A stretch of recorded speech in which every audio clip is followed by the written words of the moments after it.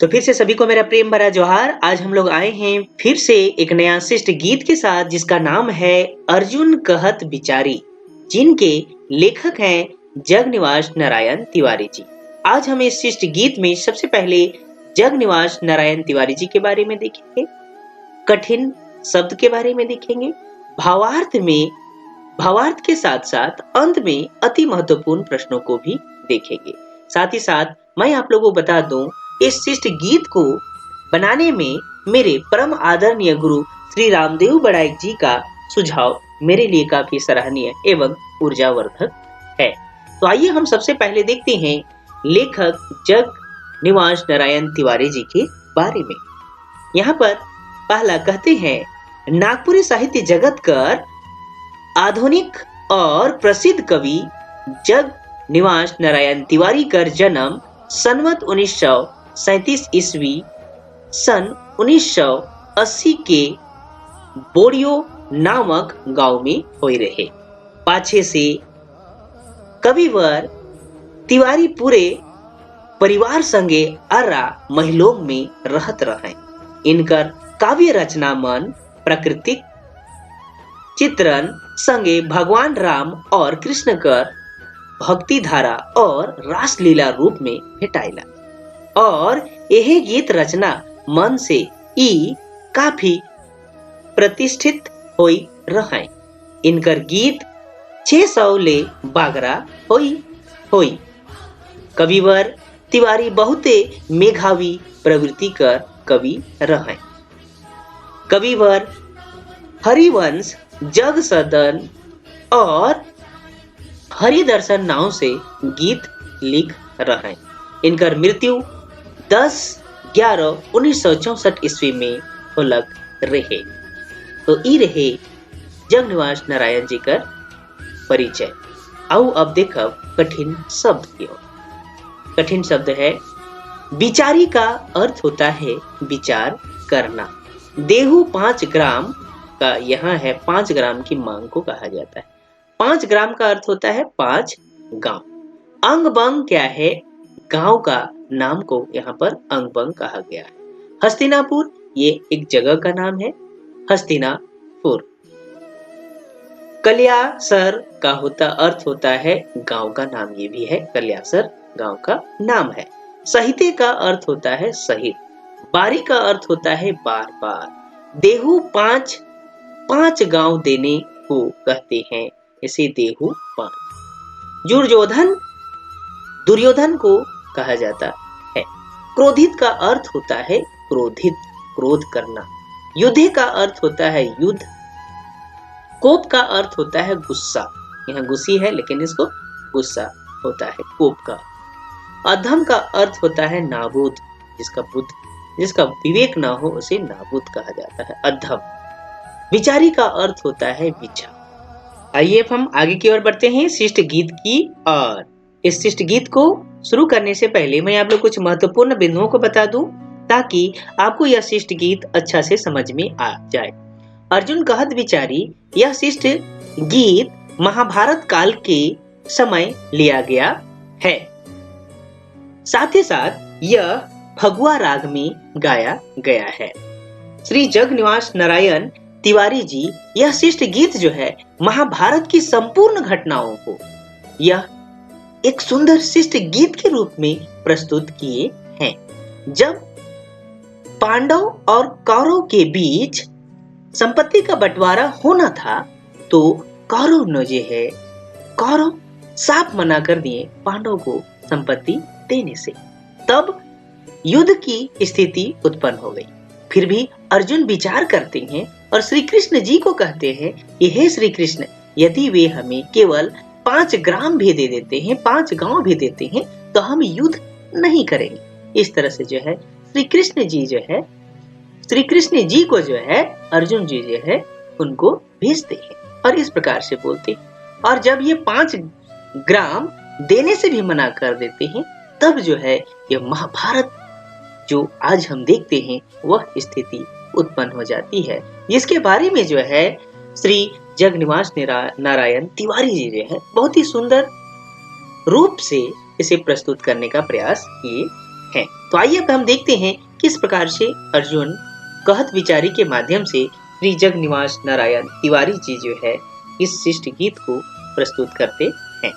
यहाँ पर पहला लाइन में कहते हैं, अर्जुन कहत विचारी देहु 5 ग्राम हमारी, अंग बंग पुरा हस्तिना कल्यासर, सहिते बनारस बारी, एरी देहु 5 ग्राम हमारी। यही इस तरह से यहाँ पर बोलते हैं। विचारी का अर्थ क्या होता है? विचार करना। देहु 5 ग्राम का अर्थ क्या होता है? 5 गांवों का मांग को, यहाँ पर 5 गांव का मांग को देहु 5 ग्राम का। अंग क्या है? एक गांव का नाम है। बंग भी क्या है? गांव का नाम है। हस्तिनापुर, हस्तिना एक गांव का नाम है। कल्यासर भी गांव का नाम। साथ ही साथ बनारस ये 5 ग्राम है। कौन? अंग, बंग, हस्तिना, कल्यासर और बनारस ये 5 ग्राम है। आइए हम देखते हैं कि इसके भाव क्या हैं। गीत कर पहिल छंद में कवि कहे ना कि अर्जुन विचार करे ना और कहे ना कि हमरे के कम से कम 5 गांव देवल जाए। कौन कौन? तो गांव का नाम है अंग प्रदेश, बंग प्रदेश, हस्तिनापुर, कल्यासर और बनारस। कहने का भावार्थ ये है कि अर्जुन जो है अपने मन में विचार करते हैं और कहते हैं कि यदि हमें 5 ग्राम मिल जाए तो हम ये युद्ध नहीं करेंगे। और ये गांव का नाम क्या है? कौन कौन सा है? अंग, बंग और हस्तिनापुर, कल्यासर के साथ साथ बनारस, ये 5 गांव का मांग करते हैं। तो ये पहला लाइन में ये इस प्रकार से थे। अब आइए हम आगे की पंक्तियों में देखते हैं। आगे की पंक्तियों में यहाँ पर ये कह रहे हैं, सुनी दुर्योधन क्रोधित भयल, मन बिना युद्धे क लेवे पारी, एरे देहु 5 ग्राम, एरे देहु 5 ग्राम। यहाँ पर ये कहते हैं दुर्योधन किसको कहा जाता है? तो दुर्योधन को जो है यहाँ पर दुर्योधन कहा गया है। युद्धे का अर्थ क्या होता है? युद्ध। अब आइए हम भावार्थ को देखते हैं कि दूसरा पंक्ति में क्या भाव है। गीत कर दूसर छंद में कवि कहे ना कि अर्जुन कर बात ये सुन के दुर्योधन जो है खिसाई जाए ना और कहे ना कि जब तक हमरे कर और पांडव मन कर बीच लड़ाई नहीं हुई, अर्जुन के कोनो गांव नहीं मिली। कैसे लेवी से कहो तो देखे है, सुई कर नोक बराबर हो जमीन नहीं मिली। 5 गांव देवे बात तो दूर है। यहाँ पर यह कहते हैं कि अर्जुन का बात सुनकर जो है दुर्योधन जो है गुस्सा करते हैं और कहते हैं कि जब तक से हम लोग और पांडव के बीच में युद्ध नहीं होता तब तक से कोई गांव उन्हें नहीं दे, और गांव तो दूर, सुई का एक नोक भी उन्हें नहीं देंगे। ये 5 गांव जो है ये दूर की बात है। इस प्रकार से जो है दुर्योधन जो है गुस्सा करते हैं और पांडव को युद्ध के लिए ललकारते हैं। इस प्रकार से यहाँ पर ये कहते हैं। आगे आइए हम देखते हैं क्या कहना चाहते हैं आगे की बात। अर्जुन कोप करी हाथे धनुष धरे, हरिवंश अधम विचारी, एरे देहु 5 ग्राम, एरे देहु 5 ग्राम। अर्जुन, भावार्थ क्या है इसका भाव? कोप का अर्थ होता है गुस्सा करना। अधम का अर्थ क्या होता है? जो बेबुध होते हैं, जो बेविचार होते हैं, उसे अधम कहा जाता है। तो यहाँ पर ये इस प्रकार से कहते हैं। आइए अब हम भाव को देखते हैं कि भाव में क्या कहते हैं। गीत कर तीसर छंद में कवि कहे ना, दुर्योधन कर ई बात से अर्जुन के बहुत जोर से खीस बढ़ जाए। काले तो अर्जुन कर निवेदन के दुर्योधन जे स्वीकार नहीं करेगा, चाहे नहीं कर लाए, नहीं करल जाएला। अर्जुन तिरस्कार के बर्दाश्त नहीं करे ना और कौरव मन से युद्ध करे लागिन धनुष उठाए। कहे ना ई अधर्मी संगे युद्ध करेक जरूरी आहे। तले कौरव पांडव में युद्ध है। भावार्थ यहाँ पर यह है कि जब दुर्योधन जो है अर्जुन का यह बात, दुर्योधन का जो है ये बात अर्जुन जब सुनते हैं तो उन्हें बहुत ज्यादा क्रोधित आता है। और क्यों क्रोधित आता है? क्योंकि वे केवल वे मात्र 5 गांव का मांग किए थे कौरव से। ये भी क्या किए, उन्होंने मना कर।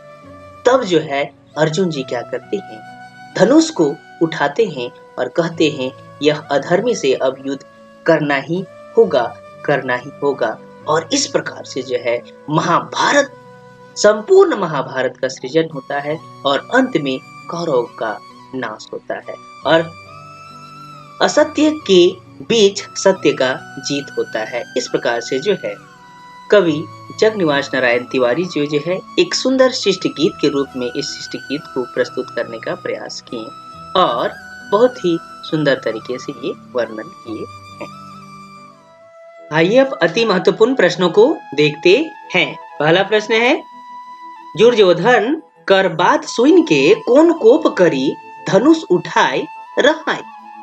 पहला ऑप्शन है राम, कृष्ण, युधिष्ठिर, अर्जुन।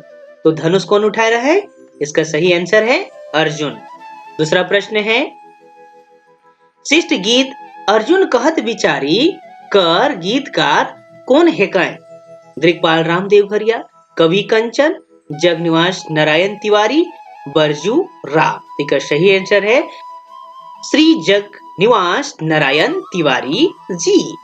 अगला प्रश्न है, अर्जुन कहत विचारी गीत कौन प्रसंग उपरे लिखल जाई है? राम नारायण, कृष्ण लीला, महाभारत, सीता स्वयंवर। तो किस प्रसंग उपरे लिखल जाई है? इसका सही आंसर है महाभारत उपरे जो है प्रसंग लिखल जाए रहे। अर्जुन कहत विचारी गीत में अर्जुन का कर मांग करे ना, ग्राम कर, साम्राज्य कर, सिंहासन कर, सौंप कर। इसका सही आंसर है ग्राम कर जो है मांग करे ना। अगला प्रश्न है, अर्जुन कहत विचारी गीत कौन रस में लिखल आहे? करुण रस, संयोग रस, शांत रस, वीर रस। इसका सही आंसर है वीर रस में जो है इके लिखल जाय है। अगला प्रश्न है, अर्जुन कहत विचारी गीत कर मुताबिक अर्जुन के कर से गांव कर मांग करत रहे? युधिष्ठिर से, भीष्म पितामह से, दुर्योधन से, भगवान कृष्ण से। इसका सही आंसर है दुर्योधन जो है इनसे मांग कर रहे। अर्जुन कहत विचारी गीत में अर्जुन कई गो ग्राम कर मांग कर रहे? 7 गो, 5 गो, 57 गो, 51 गो। इसका सही आंसर है 5 गो गांव कर मांग कर रहे। जगनिवास नारायण तिवारी कर लिखल रचना अर्जुन कहत विचारी कौन पाठ्य पुस्तक में संकलन आहे? हे एक चकता रौद, नागपुरी कवि और उनका काव्य कांटी अंगना। इसका सही आंसर है नागपुरी कवि और उनका काव्य संग्रह में यह पाठ्य पुस्तक में संकलित है।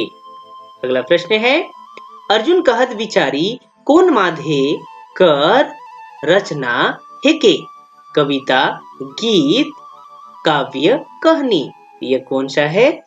शिष्ट गीत जो है ये मध्य कर रचना है कि अंग बंग पूरा हस्तिना कल्यासर सहिते बनारस बारी ए रे देहू 5 ग्राम हमारी। प्रस्तुत गीतकार कौन है काय? जग निवास नारायण तिवारी, नईमुद्दीन मिर्दाहा, घासीराम आयस अंसारी। इसका सही आंसर है जगनिवास नारायण तिवारी। तो उम्मीद है अपने मन का ये वीडियो अच्छा लागलक, बेस लागलक। अगर अपने मन के वीडियो बेस लागलक तो वीडियो के लाइक, कमेंट और सब्सक्राइब कर लवाएं ताकि आवे वाला हर वीडियो अपने मन के मिलते रहे। तथा साथ ही साथ अगर इकर वीडियो में किसी प्रकार का त्रुटि है तो अपने मन कमेंट जरूर करवाएं। तब तक के लिए फिर से मिलेला एक नया वीडियो के साथ। तब तक के लिए सबके जोहार, नमस्कार, धन्यवाद।